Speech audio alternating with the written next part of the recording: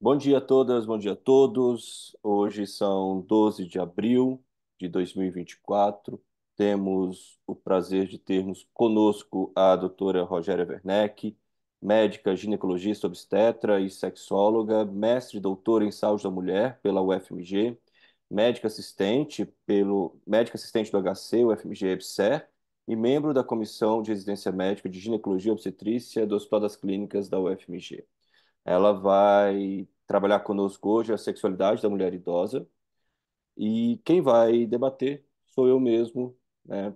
É, Meu nome é Eduardo Siqueira, sou professor adjunto do Departamento de Ginecologia e Obstetrícia da Faculdade de Medicina da UFMG, doutor em saúde da mulher e membro da Comissão Nacional Especializada em Sexologia da FEBRASGO. Professora, você tem 30, 40 minutos, depois a gente abre para o debate. Fica à vontade, o tempo é seu. Obrigada, Eduardo. Obrigada ao departamento pela oportunidade de estar aqui, né, na minha casa. É, Vou compartilhar, então, a minha janela com vocês.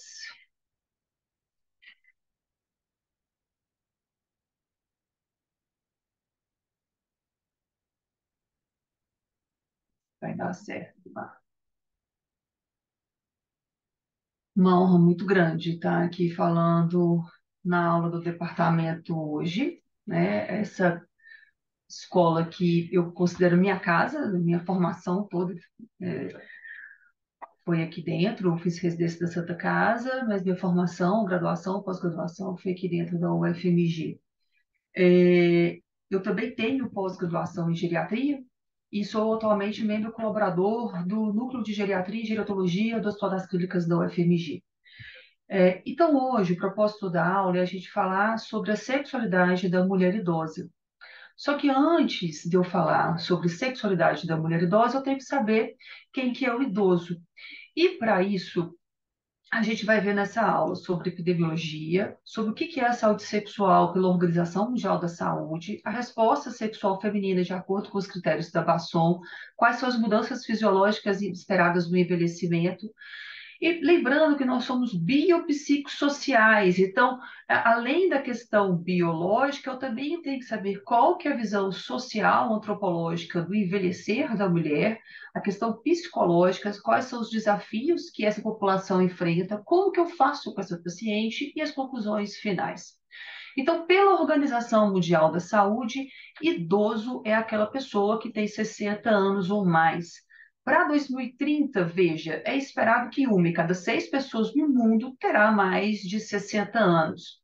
Entre 2020 e 2050, a OMS espera que o número de pessoas com 80 anos ou mais deverá triplicar, passando dos 400 milhões de pessoas. E, olhe, dois terços dessa população viverá em países de baixa e média renda. Isso equivalerá a 2,1 bilhões de pessoas no mundo. Se a gente jogar para os parâmetros epidemiológicos do IBGE, essa é a pirâmide demográfica do IBGE atualmente e no início do ano de 2021. Olha como é que é a pirâmide estimada para 2060. Perceba que a base começa a ficar menor, eu tenho um aumento da parte média, forma-se como se fosse um cilindro populacional. Então, nitidamente, há um envelhecimento. Quando eu avalio o total de idosos para 2021, é esperado que mais de 14% sejam de idosos.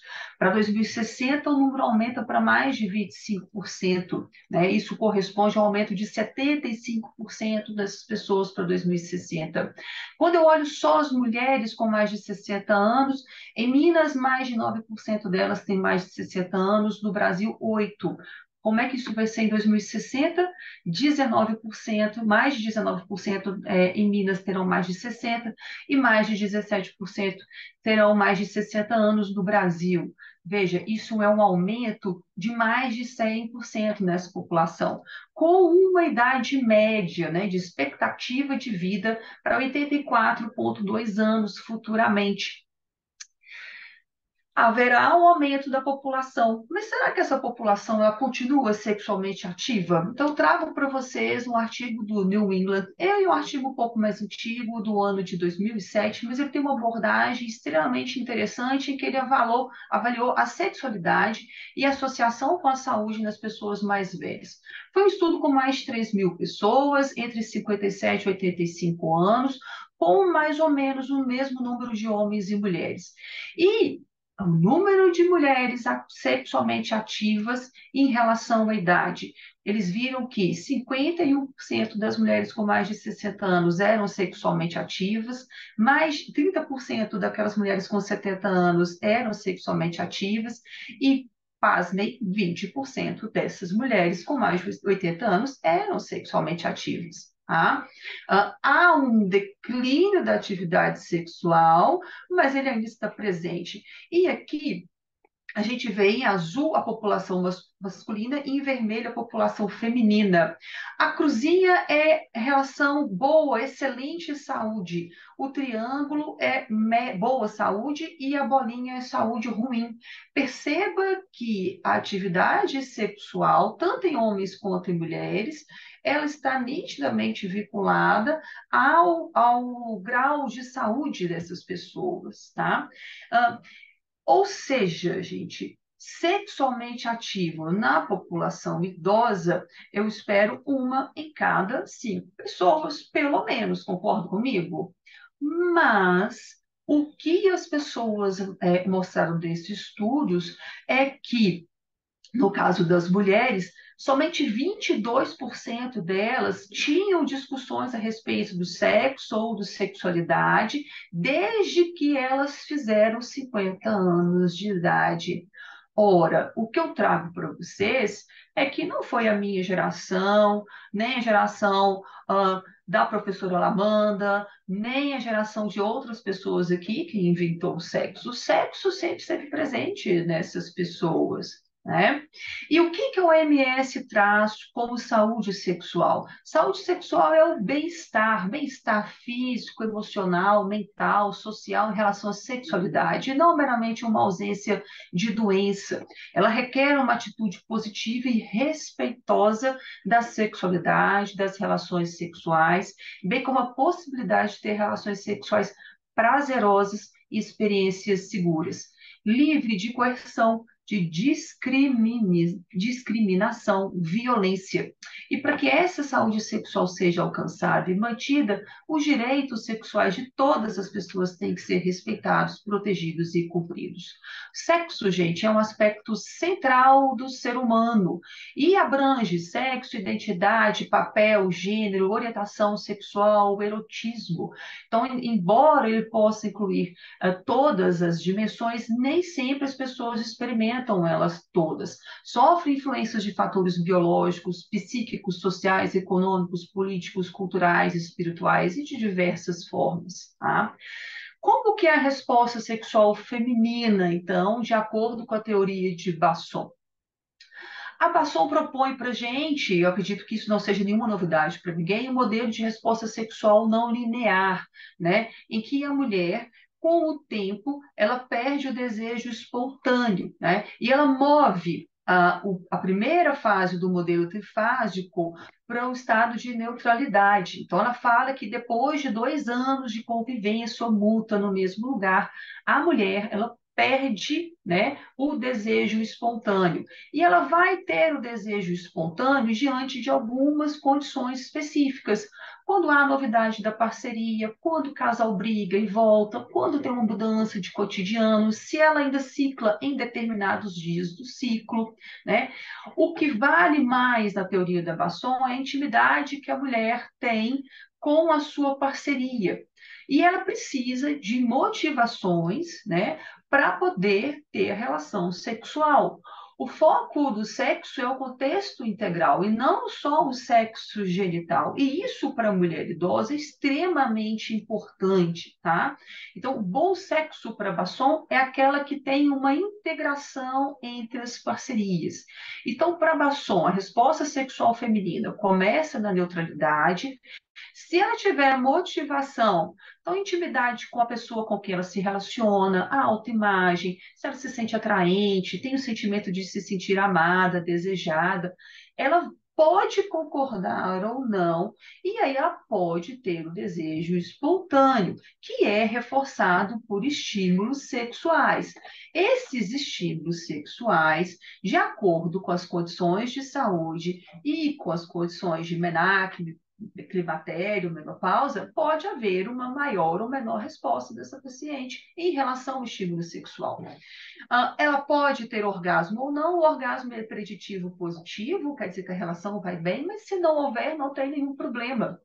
O que importa mais para a paciente, para a mulher, é o quanto de intimidade que ela tem com a parceria com quem ela se relaciona. Ora, e o que que eu tenho de mudança na função sexual na mulher adulta velha, na idosa? Eu já sei que há uma alteração fisiológica geniturinária relacionada ao estrogênio, terá o estrogênio local. O estrogênio na genitália, ele leva à produção de glicogênio, que é metabolizado pelos lactobacilos, forma um ácido lático, mantendo o pH vaginal entre 3,5 e 4,5. Esse pH baixo ele é extremamente importante contra infecções por enterobactérias e, ao mesmo tempo, mantém a rugosidade e a epitelização local.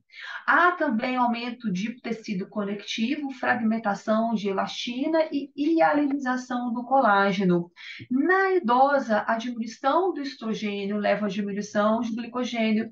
Em contrapartida, por conta da diminuição de produção de ácido lático pelos lactobacilos, há o aumento do pH local.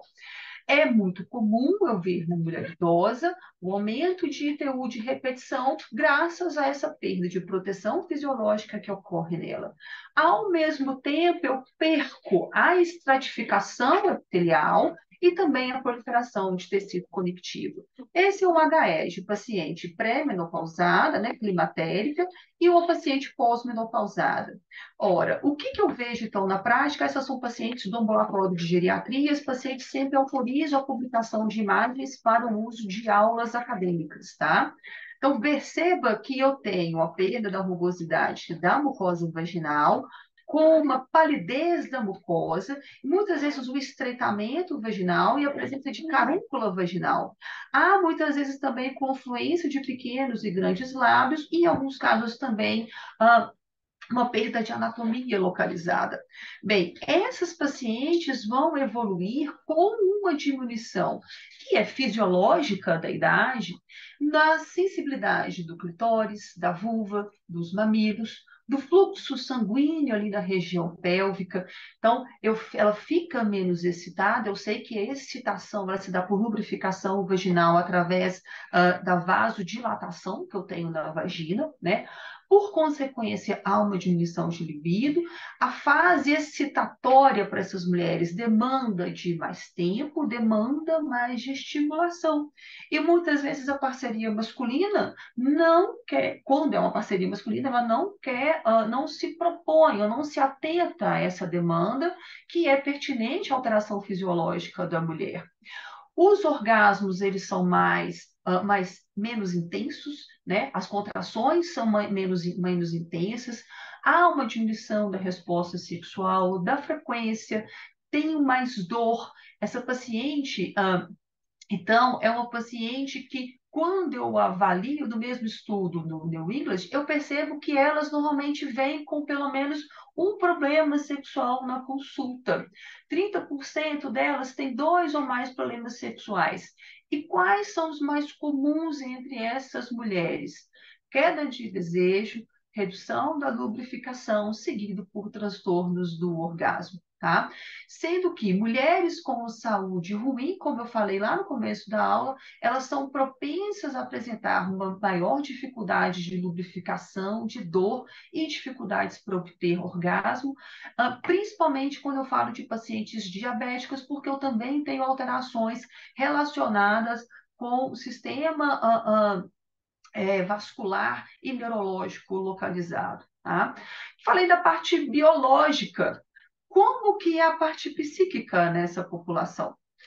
Para eu poder falar do idoso, eu tenho que falar do que é o ser humano. Do que é feito o ser humano? O ser humano ele possui algumas energias vitais à formação da sua personalidade. A minha vivência, eu posso ter vivido a mesma coisa que o professor Eduardo, por exemplo.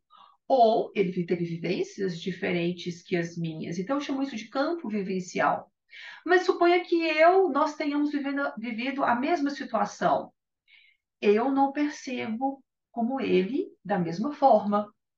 As minhas emoções são diferentes da dele, assim como a minha inteligência, a minha consciência, o que eu acho que é moral, o que é moral para mim, a minha percepção de sexualidade e a minha religiosidade. Não confundam religiosidade com religião, tá? Essas vertentes de energia é que vão dar origem à personalidade da pessoa. E essas vertentes, elas sofrem alterações ao longo da vida, de acordo com a idade cronológica de cada indivíduo, podendo haver fixação, ah, na adultez, nas fases primárias da vida. De forma que eu espero que o adulto velho, que é a pessoa com mais de 60 anos, que ele tenha uma maior maturidade emocional e uma capacidade elevada de intimidade. E isso sim pode melhorar a relação sexual da pessoa.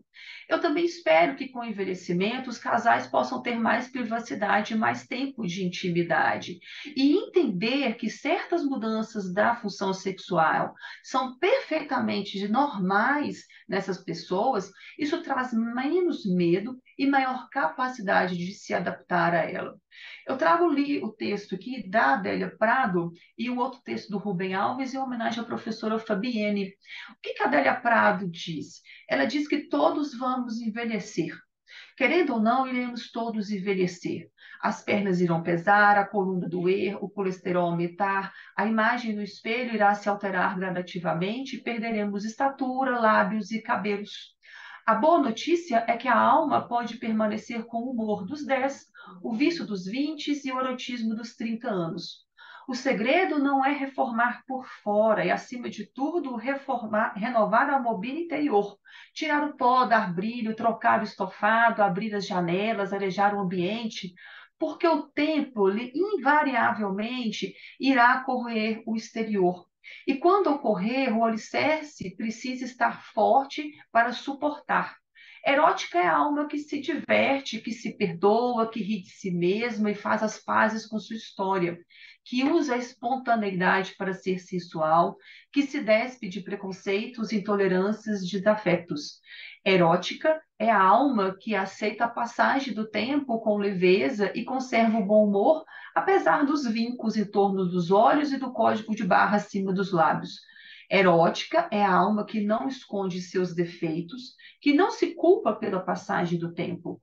Erótica é a alma que aceita suas dores, atravessa seu deserto e ama sem pudores. E o Rubem Alves também fala da Adélia Prado.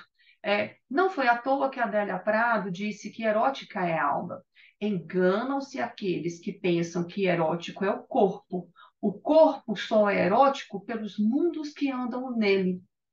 A erótica não caminha segundo as direções da carne. Ela vive nos interstícios das palavras. Não existe amor que resista ao corpo vazio de fantasias. O corpo vazio de fantasias é um instrumento mudo do qual não sai melodia alguma. Por isso que Nietzsche disse que só existe uma pergunta a ser feita quando se pretende casar: continuarei a ter prazer em conversar com essa pessoa daqui a 30 anos? Pense nisso. E aí eu venho para a questão social. Como que antropologicamente é vista a mulher? Essa abordagem é da antropóloga Miriam Goldberg, é uma antropóloga da Universidade Federal do Rio de Janeiro, e ela traz uma coisa que é muito frequente no ambulatório de geriatria e de sexologia, quando eu faço abordagem de uma mulher com mais de 60 anos. É muito frequente o residente, é muito frequente o acadêmico trazer para a gente assim, professora, essa paciente ela ainda tem relação sexual. Parece que envelhecer torna as mulheres assexuadas e invisíveis. como se ter relação sexual fosse um privilégio só das mulheres jovens. É como se fosse uma morte simbólica sexualmente dessas mulheres. E a Miriam divide as mulheres socialmente em 5 grupos. Ela fala que o primeiro grupo é aquele grupo de mulheres que continuam fazendo sexo. Elas gostam de sexo, elas buscam todos os recursos disponíveis para continuar tendo prazer na cama, para ter relação sexual. É, são mulheres que fazem sexo quando querem, tanto com parceiros fixos como com eventuais. Então, lembre-se de perguntar para a paciente da anamnese se ela tem parceria única ou não. Então, elas são adeptas, inclusive, para uso de brinquedos, de vibradores e sexo virtual. O segundo grupo é aquelas que não querem mais fazer sexo. Elas usam a velhice como uma desculpa. Elas falam que já cumpriram todas as suas obrigações. Um exemplo muito famoso disso é a Rita Lee, que num programa de televisão fala: não, não quero saber mais disso, agora eu quero é jardinagem, cuidar dos meus netos, não, tenho prazer em outras coisas.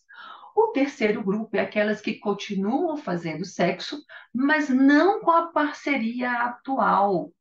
É aquela pessoa que vem, que nunca gosta de nada, que você tenta propor e tudo tá ruim. E aí você tem que lembrar sempre de perguntar para ela: mas você tem interesse por outra pessoa? Porque nesse caso não é uma falta de libido, e sim uma falta de libido pela parceria que ela tem. E algumas têm uma vida sexual bastante satisfatória, mas com parcerias, inclusive mais jovens. O terceiro grupo é aquelas que gostam de sexo, mas não têm uma vida sexual ativa, porque elas falam que falta um homem no mercado. E o quinto grupo é aquelas que não gostam, mas que fazem sexo sem ter vontade, por medo de dizer não e muitas vezes pressionadas a fingir orgasmo na hora da relação para poder satisfazer os prazeres e expectativas do marido. E veja que a queixa mais comum não foi a falta de sexo. A queixa mais comum foi a falta de intimidade, de fidelidade, de reconhecimento, reciprocidade, romance, companheirismo. Quantas vezes essas pacientes vêm e falam: eu não me lembro da última vez que meu marido me beijou, que eu fui beijada. Elas falam que falta tudo, tá? E o que que a gente tem de desafio nessa população? Começo trazendo as pessoas nos institutos de longa permanência para idosos, as ILPIs. Essa ILPI onde a geriatria do Hospital das Clínicas atua, os residentes da geriatria, eles fazem o estágio lá dentro, né, na instituição. Eu faço, inclusive, atendimento voluntário na cidade de Ozanam, no asilo da cidade de Ozanam. Há um declínio da atividade sexual, seja por perda de interesse, alterações cognitivas, comorbidades, disfunção sexual, pela perda da parceria, mas também pode haver um declínio da atividade sexual por perda de privacidade e muitas vezes por atitudes negativas da equipe de saúde. Trago o caso da dona Conceição. Conceição, estou colocando aqui porque ela, inclusive, está no site do Cidade Ozanam. É uma paciente que é sexualmente ativa, ela inclusive se casou, o pessoal do asilo conseguiu um quarto privativo para ela, ela enviuvou, mas eu já perdi a conta de quantas vezes o residente da geriatria ficou incomodado pelo fato dela ainda manter desejo sexual e querer ter relação sexual. Então, essas pessoas, elas demandam uma ação pela e LPI de garantir a elas privacidade e se envolver em relacionamento íntimo. Eu posso oferecer para elas serviços de beleza, quartos privativos, às vezes consultas médicas, psiquiátricas, avaliando a função sexual, mas eu também tenho que ter a noção, a percepção de que é inerente à pessoa. Não há nenhum problema se a pessoa querer ter relação sexual. Vou trazer para vocês um caso que a gente teve no ambulatório de geriatria. Essa é a Francisca. Ela é filha e cuidadora da sua mãe, de 84 anos. Bom dia, Francisca. O meu nome é Rogério, eu sou médica, vou fazer seu atendimento. Como que eu posso te ajudar hoje? Vim para esclarecer uma dúvida. Ajudo com os cuidados de minha mãe, que está com 84 anos. Ela foi diagnosticada com doença de Alzheimer inicial. Anda com dificuldade, mas se comunica bem. Ela é casada com meu pai, com quem mantém relações sexuais. Eu queria saber se isso é estupro, uma vez que ela é demenciada. Você sabe me dizer se as relações são consentidas? Ela diz que sempre permitiu ter relações sexuais. Esse caso nós levamos para o Congresso Brasileiro de Geriatria. Então, a filha trouxe essa questão para a gente. Era uma senhora de 84 anos, que era dependente para atividades de vida diária instrumentais, mas era independente para as AVDs básicas. Ela tinha um quadro de Alzheimer inicial, e a paciente veio também. Então, ao ser abordada, o paciente relatou que ela queria e ela consentia, sim, as relações sexuais com o marido. Então, quando eu tenho um quadro como esse, em que há uma preocupação sobre a capacidade do idoso de consentir atividade sexual, gente, eu tenho que avaliar se ela é capaz de entender a natureza do relacionamento, incluindo os riscos potenciais associados, né? Vou avaliar se ela é capaz de evitar coerção ou exploração. Tá? Em alguns casos, eu posso pedir, inclusive, a ajuda da assistência social para avaliar melhor esse contexto social da paciente. Quando eu falo do idoso, muitas vezes nós nos esquecemos também das infecções sexualmente transmissíveis. Tá? Nos Estados Unidos, as taxas de infecção sexualmente transmissíveis, elas aumentaram em todas as faixas etárias.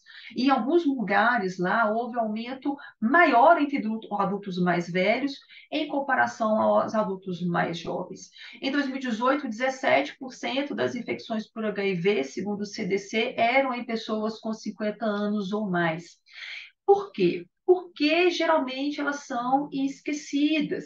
E quais são os fatores que aumentam o risco nessa população? A ausência de educação sexual, e aí puxo a sardinha para nós, como profissionais de saúde, educadores de saúde também, tá? E a maior prevalência das ISTs entre os jovens pode levar a uma falsa sensação de segurança entre casais mais velhos, levando então a negligenciar práticas de sexo seguro. Os condons nessa idade, eles não são necessários para prevenir gravidez. Então, as pessoas deixam de usar. Um estudo com 6 mil indivíduos entre 14 e 94 anos viram que 91% dos homens mais velhos e a maioria das mulheres mais velhas não usavam preservativo quando faziam sexo. E, pasmem, alguns não usavam, mesmo sabendo que a parceria tinha uma infecção sexualmente transmissível. Então, cabe a nós orientarmos, principalmente se houver uma parceria nova. Tá? Quando eu falo da população LGBTQI, o Silver Rainbow, né? Esse estudo é um estudo da União Europeia.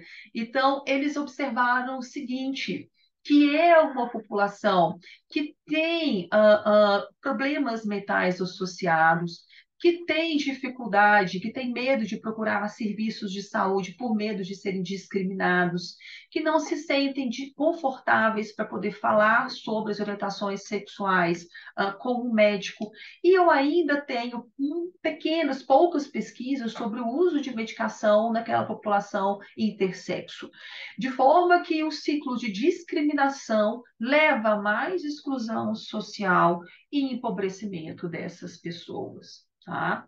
E o que eu vou fazer então com essa paciente quando ela chega para mim? Tá? Primeira coisa, a recomendação do CDC, aqui está o site com o guia de história sexual.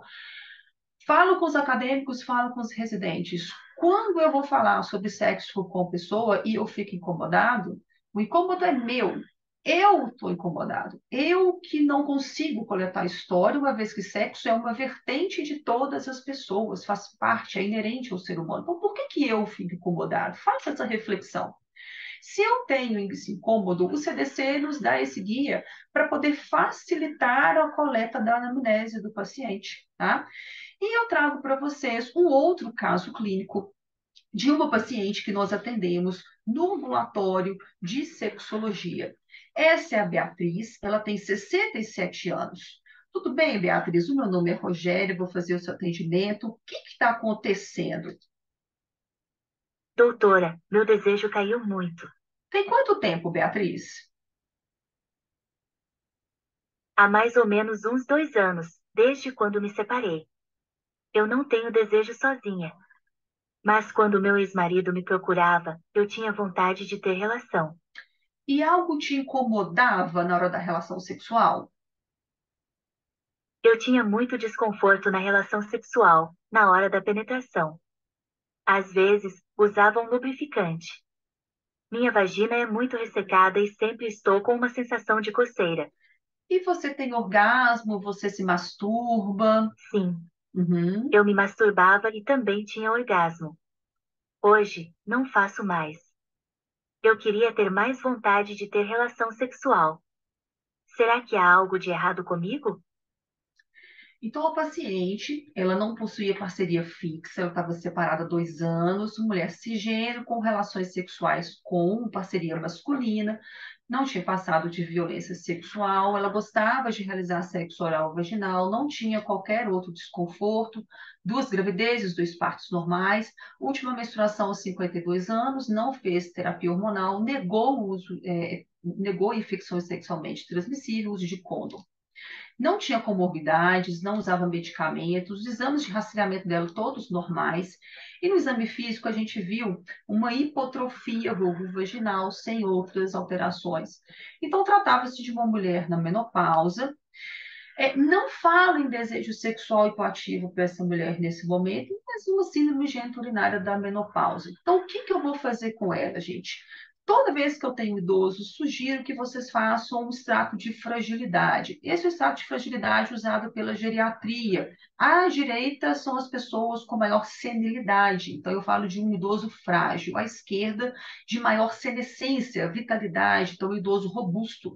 Não sei fazer isso, Rogério. Use o IVCF. O IVCF é um instrumento muito fácil de ser aplicado no consultório, eu, inclusive, uso no meu consultório para todos os pacientes, e que eu consigo fazer um rastreamento muito fácil daquele idoso de risco de fragilidade. Vou avaliar se há alterações psíquicas, quais os medicamentos que essa paciente usa, se há disfunções sexuais ou condições pertinentes à parceria dessa paciente. Avalio também quanto à orientação sexual dela, tá? Vou orientar sobre resposta sexual feminina e as mudanças fisiológicas em relação ao desejo, tanto espontâneo quanto responsível, e vou focar com a paciente na satisfação em relação à intimidade emocional com a parceria dela. Preciso explicar sobre alterações fisiológicas e preciso perguntar para a paciente como que ela percebe o próprio corpo. Há um medo excessivo de envelhecer, né? Tenho que falar com ela que ela vai precisar sim de mais tempo para preliminar. Tá? Se for uma parceria nova, orientar sobre ISTs, vou permitir que a paciente fale. A escuta para essa paciente é extremamente importante. Também para eu poder avaliar se há distorções de desempenho, tanto pela paciente quanto pela parceria. E avaliar também se a religião e crenças influenciam para o auto-julgamento e o sentimento de culpa que ela carrega consigo no prisma. No exame ginecológico, eu vou avaliar se tem atrofia, síndrome geniturinária da menopausa, presença de prolapso, incontinência urinária, dermatoses vulvares, sinais de neoplasia ou outras condições. Posso avaliar terapia sexual, tanto individual quanto de casal. A terapia sexual geralmente é uma terapia breve e que eu vou fazer estímulo sensório, técnicas de relaxamento. E em relação às questões psicossociais, gente, lembra que eu falei na aula? Há o luto associado a medo de perda de emprego, ou a pessoa ficou desempregada, hospitalização contra parceria. Essa semana mesmo nós atendemos a paciente que veio com queixa de desejo, mas o marido estava internado, ficou hospitalizado por dias, e ela recebeu ele para cuidar em casa, ela idosa cuidando de outro idoso. Tem constrangimento quanto ao uso de ostomias ou contra a incontinência, seja ela anal, seja ela de urinária. Tem dor na hora da relação sexual? Posso avaliar o uso de medicamentos, principalmente 1 hora ou 2 horas antes da relação sexual, para eu poder fazer o manejo da dor dessa paciente. Posso sugerir para ela também, tanto produtos de Sim, consumo, seja ele Angie, Há dúvidas? Alguém? Por exemplo, Tela Preta é um podcast que tem no Spotify, que tem contos eróticos, e a literatura também. Elas gostam muito da Sabrina. Sabrina é o must entre elas, em que tem um romance com erotismo associado. É, trago esse vídeo para exemplificar como é a percepção de uma mulher idosa, e no caso, essa é uma idosa frágil. Olha aqui pra mim. É gostoso fazer sexo? É gostoso fazer sexo? Nossa Senhora! Nossa! Nunca vi coisa mais boa que Deus fez no mundo. A coisa mais boa que Deus fez no mundo. É. Até quantos anos ela fez? Até 92 anos eu tinha ainda. É. Aí depois, acabou. De repente, porque eu não quis mexer mais. Porque eu fiquei 30 anos sem marido, mas nunca traí. Mas como que a senhora fazia sexo, então? Sem marido? Uai, não tem aparelho igualzinho do homem? Eu sou besta? É. Aparelho igualzinho do homem. Eu não sabia que tinha, não. Não? Não. Se você não quiser homem, você compra um. Você nunca vai querer homem. Você nunca mais vai querer, viu? A coisa mais gostosa que tem. 30 anos? Você não sabia que eu tinha? Eu não sabia. Tenta comprar pela internet. Quem comprou para a senhora? Você tem que falar. A minha nora tem que falar tem que falar pela internet. E tem que falar o tamanho da pessoa. Não pode ser grande coisa. A Samara comprou grandão demais. Nossa, bem gostoso, grandão. Ah, não, uma grandão não é bom, não. Não é bom? Nossa, aresta. A gente fica lacerado, né? Não. Nada como a sabedoria e a perda do pudor e das amarras, né? Então, essa senhora traz nitidamente o uso dos brinquedos eróticos, que podem ser vibradores, com succionador clitoridiano, ela pode usar para prazer próprio. Então, a paciente volta depois do manejo que a gente fez com ela. Nós prescrevemos para ela o estrogênio tópico vaginal, orientamos o sensório, orientamos técnicas de masturbação e o uso de literatura erótica. Então, Beatriz, você conseguiu usar o creme vaginal? Usei. O creme foi ótimo. Não estou mais sentindo aquela coceira. Excelente. E você conseguiu ler algum livro? Eu gostei muito dos livros da Sabrina. Encontrei um sebo no centro. Peguei um ônibus que parava lá perto e li uns 2 livros. Eles me ajudaram a me masturbar. Percebi que tive mais desejo com a leitura. Mas, agora, estou com outro problema. Aí, qual o problema? Agora, eu queria muito encontrar alguém, mas estou com dificuldade em achar. Eu não sei para onde eu saio e como faço para conhecer gente nova. O que você me orienta, doutora? Foi interessante que essa paciente, ela ficou excitada com a ideia de ir em busca do livro. Então, isso já criou uma fantasia na cabeça dela. E aí ela volta. E interessante quando ela contou isso, e o residente veio falar que ela queria orientação, o olho do residente era deste tamanho, ela fala: Rogério, eu não sei o que eu faço, o que eu falo com ela? Porque assim, eu tô com dificuldade de encontrar alguém, mas como que eu vou orientar? Então, o que que essa paciente nos traz, gente? Essa paciente nos traz sobre o conceito de rede social. Rede social são construções inerentes ao existir humano, tá? Podem ser definidas atualmente como conjunto organizado de pessoas que consiste em dois tipos de elementos: os seres humanos e as conexões entre eles.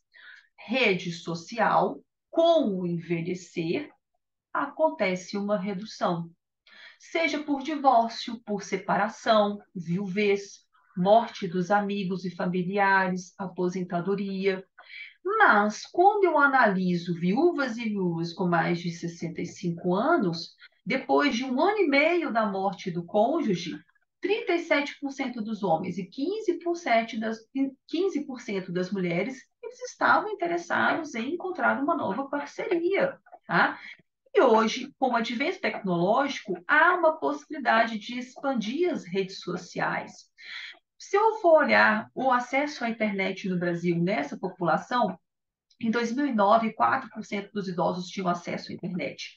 Em 2019, aumentou para 20%. E sendo que nos últimos 8 anos, o número de idosos conectados aumentou 1000%, ultrapassando 5 milhões de pessoas com mais de 60 anos. Sendo que no Facebook, as pessoas com mais de 60 anos que o acesso à plataforma passam dos 4 milhões de pessoas, tá? E o que eles fazem? Em relação às relações amorosas, eles usam diversas ferramentas, mas a mais comum que eles usam são os chats, tá? Há salas voltadas para pessoas com mais de 60 anos, esses encontros têm uma forte dimensão social. A maioria são mulheres aposentadas e elas falam de tudo, de cotidiano, de busca de parcerias, geralmente eles têm opção reservada nesses chats, né? E o advento do uso dos celulares, dos aplicativos, permitiu uma linguagem acessível, prática, e é uma alternativa, sim, para as pessoas aumentarem as redes sociais. Trago alguns exemplos de aplicativos de relacionamento que estão voltados para o público com mais de 60 anos. Então, ó, o site de namoro, namoro terceira idade, B2, muitos peixes, par perfeito, em que a pessoa, a mulher idosa, pode se encontrar.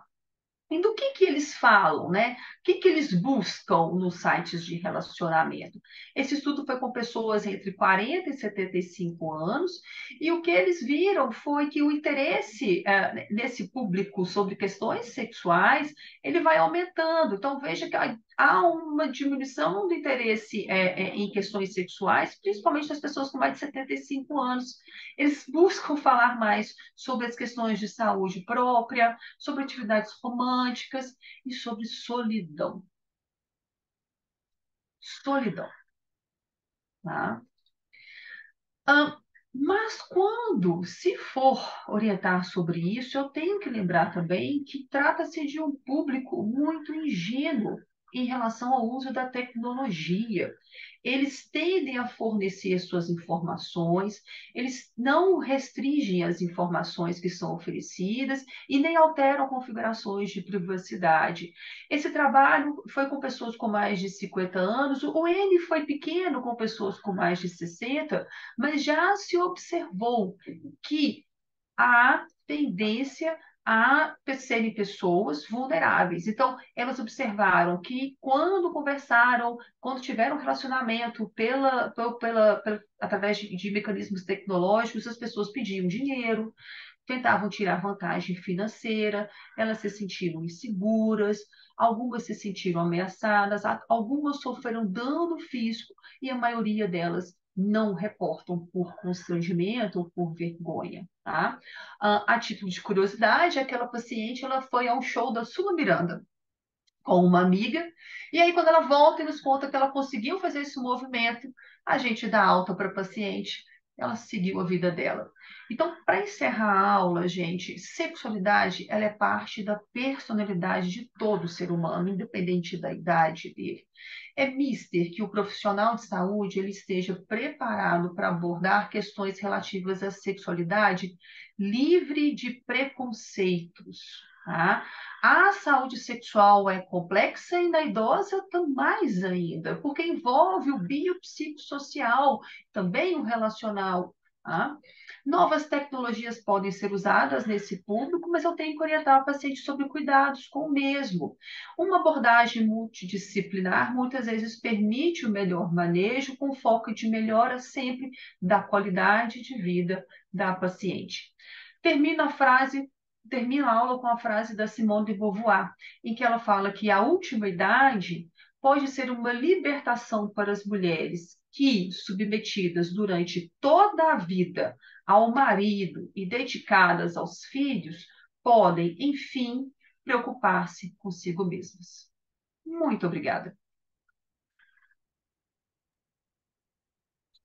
Rogéria, a gente que agradece, né? Assim, muito obrigado pela aula, fala fácil, né? Um tema que nos foge muitas vezes das nossas consultas, a gente ignora, negligencia, a gente finge que não quer, que não existe, que é justamente a parte da sexualidade da mulher idosa, né? É muito mais fácil quando a gente simplesmente passa por cima e vai direto. A gente pode até tratar o ressecamento vaginal, a síndrome geniturinária dela, mas a gente não trata a síndrome pensando que ali está esse fator prejudica a função sexual dela. Então, eu acho que a gente só tem elogios aqui no chat para você. A aula foi realmente muito dinâmica, muito direta, muito objetiva. Meus parabéns. Alguns pontos muito importantes, assim, eu acho que a gente vale destacar. Você citou o conceito que a OMS coloca sobre saúde sexual, né? Um conceito que ele foi sendo atualizado e em 2000, no início dos anos 2000, a OMS traz o último conceito, a conceituação que nós temos hoje sobre sexualidade ser algo bastante amplo, né, que vai envolver intimidade, fantasia, que não vai estar ligado a coito e muito menos ao orgasmo. Eu acho que isso, para a gente reforçar durante o envelhecimento, é muito importante. A gente tem uma paciente, a gente tem uma pessoa que está envelhecendo, essa excitação, como você mesmo colocou, ela vai ser mais lentificada, ela vai exigir um pouco mais de estímulos, um pouco mais de preliminares, para que ela possa se despertar, para que ela possa interagir ali. A gente tem realmente né, algumas dificuldades em relação a esses estímulos e a essa excitação, mas ela é plenamente possível, né?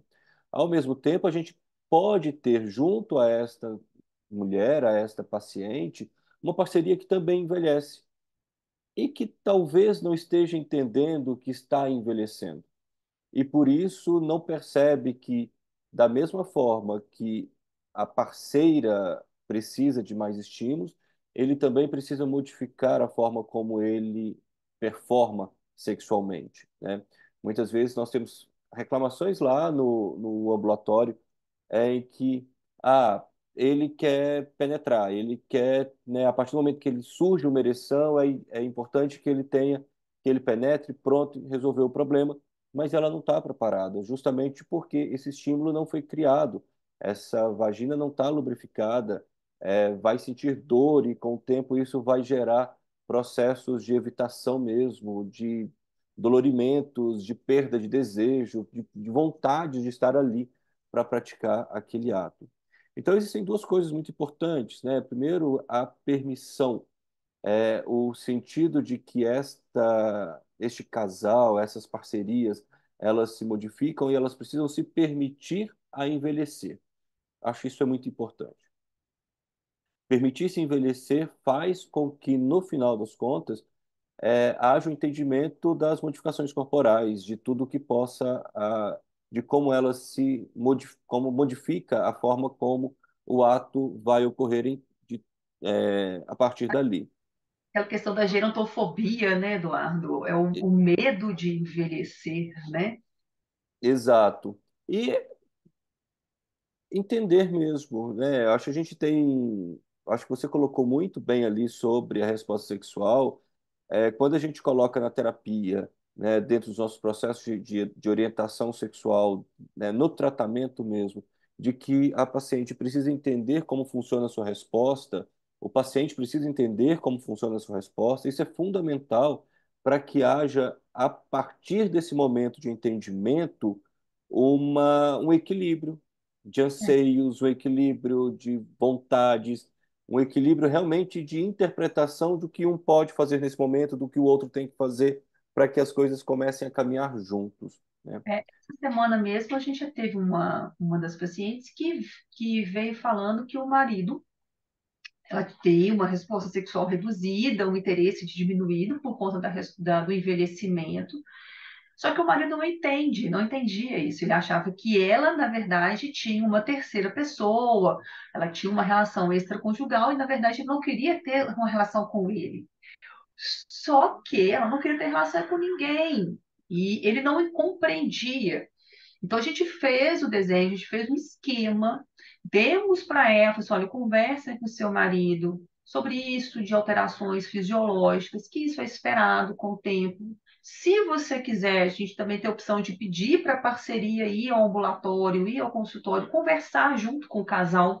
Isso também é muito bom, que aí não é a fala da paciente, né? Exato. É a fala do profissional de saúde explicando. E é muito frequente quando o casal, né, eles compreendem essas alterações, é, eles aceitam melhor. Uhum. Exato. Eu gosto muito desse segundo caso que você apresentou, porque ele exemplifica o que realmente acontece, né? É a busca por descobertas. Essa paciente, ela ficava excitada pelo fato de ir ao centro, né? Ela tinha encontrado uma banca de um sebo na próxima rodoviária e ela ficava excitada. Era uma aventura para ela ir no centro para comprar os livros e ir para casa ler. Ela folheava, ela descobriu novas formas de se sexualizar. Ela conseguiu, né, aos poucos, se permitir a ter prazer, se permitir a ter orgasmos. Ela começa a se tocar, ela começa a vislumbrar outras possibilidades. E quando ela disse para gente que era tudo uma aventura, pronto, a gente conseguiu o nosso objetivo. Ela se movimenta, ela se muda, ela começa a perceber. Veja que você gastou aí 5 minutos para falar sobre modificações corporais, né? Porque, de fato, as modificações corporais que nós temos, elas são ou previsíveis ou contornáveis, e quando não, a gente consegue trabalhar outras conotações ali em relação à atividade sexual para trazer essa ideia da imaginação, das fantasias e do ato erótico e da sexualização. Mas a parte corporal, para se obter o prazer, ela é de fato que, na, na- como a Simone de Beauvoir colocou, na última idade, ela é de fato menos expressiva. A gente precisa mesmo de uma libertação, a gente precisa mesmo de uma permissão, de alguém que se desfaça de toda aquela bagagem opressora que veio carregando ao longo da vida, É um e aí sentimento de, sim, né?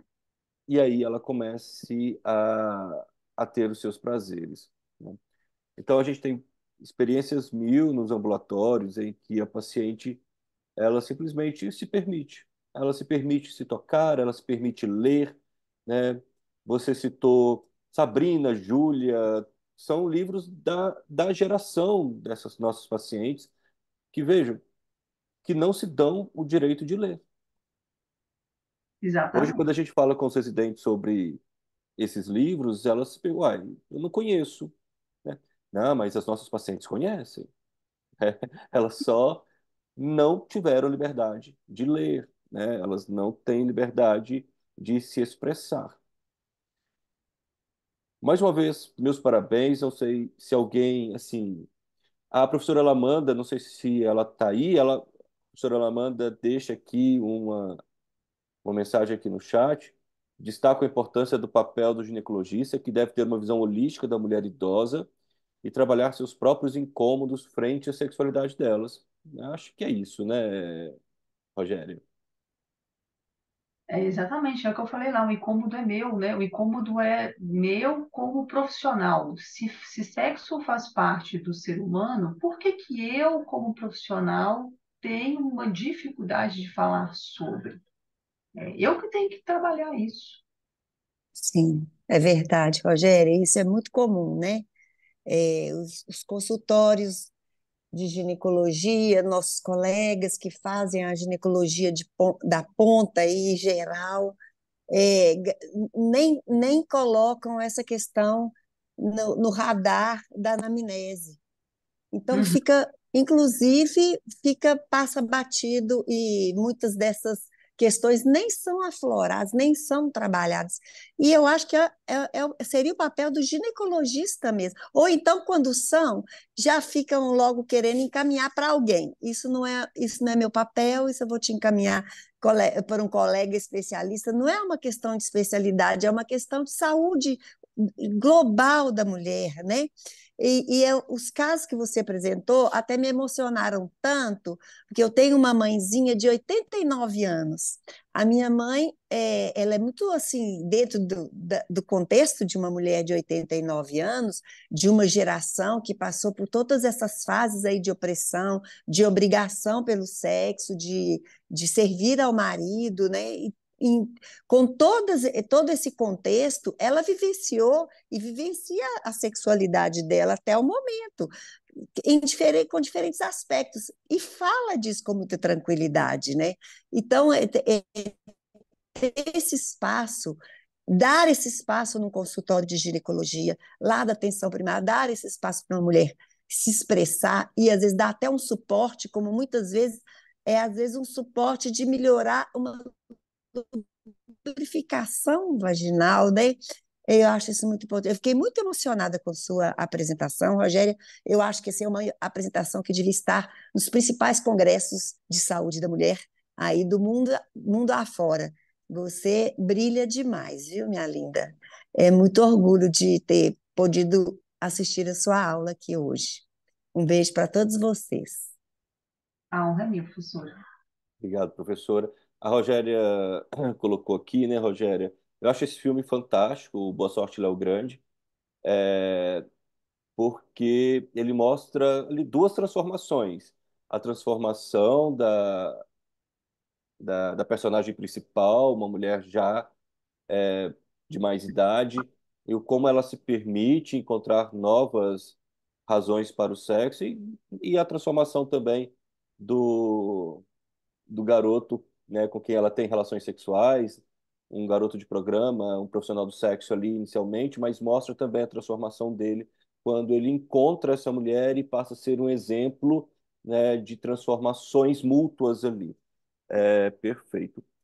A professora Lamanda colocou, só eu vou fechar aqui a minha fala e passo para você. A professora Lamanda colocou ali sobre, quando as mulheres têm esse aspecto de e é muito, entre aspas, de servidão. A gente ouviu isso essa semana de novo no ambulatório. Uma paciente queria ter desejo para servir o marido. Era tão claro, e ela, uma mulher de 64 anos, era tão claro assim o objetivo dela, retomar desejo sexual para servir o marido. Ela usava essa frase e aquilo, né, isso bate. 2024, a gente está falando de mulheres servindo o marido sexualmente. Ela não queria nem desejo para ter prazer, ela queria ter desejo para servir o marido. Isso é realmente algo que a gente precisa modificar e, como a professora Lamanda colocou, nós, como os profissionais de ponta ali, quem está atendendo essas mulheres, a gente não pode negligenciar nenhum tipo de questionamento. Rogério, eu finalizo. Eu quero agradecer mais uma vez. Fica com você. Novamente, muito obrigada. Eu acho que para terminar, e cabe algumas questões para o profissional de saúde para tentar levar alguma reflexão para esses pacientes. A gente orienta os residentes a incluir a seguinte pergunta na anamnese: por que que você faz sexo? E muitas vezes, a paciente ela para assim, não, por que que eu faço sexo? A gente faz sexo por duas coisas, para duas coisas principais, né? Então, para fins reprodutivos e para prazer. Mas essa fala que o professor Eduardo disse que eu faço sexo para agradar meu marido, ou eu faço sexo como moeda de troca, é preocupante. E quando você faz essa pergunta para a paciente, ela fica chocada, porque muitas vezes ela não se fez essa mesma pergunta, né? A sugestão é que vocês comecem a incluir na anamnese, na avaliação dessas pacientes, perguntas que levem elas a refletir sobre a própria atitude em termos da própria sexualidade, né? Eu espero ter contribuído de alguma forma para o ensino de vocês. Eu acho que a maioria das pessoas tem meu contato. Qualquer dúvida, eu estou sempre à disposição. Temos certeza disso, Rogério. Foi engrandecedor. Muito obrigado por ter disponibilizado estar conosco hoje, né, na nossa aula do Centro de Estudos. Eu agradeço a todos os presentes, a todas as presentes. A gente volta a se encontrar na próxima semana. Uma excelente sexta-feira a todos, um excelente final de semana. Beijo grande a todos. Tchau, tchau. Tchau, tchau, pessoal.